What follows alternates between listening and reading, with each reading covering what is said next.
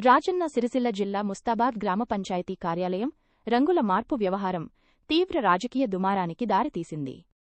పాలకవర్గానికి సమాచారం ఇవ్వకుండా అధికారులు పంచాయతీ భవనానికి తెలుపు రంగు వేసేందుకు సమాయత్తం కావడంపై గ్రామ సర్పంచ్ మట్టా వెంకటేశ్వర్రెడ్డి తీవ్ర ఆగ్రహం వ్యక్తం చేశారు. నిరసనగా ఆయన నేరుగా పంచాయతీ భవనం పైకి ఎక్కి అక్కడ ఉన్న కలర్ డబ్బాను కింద పడేసి ఆందోళనకు దిగారు.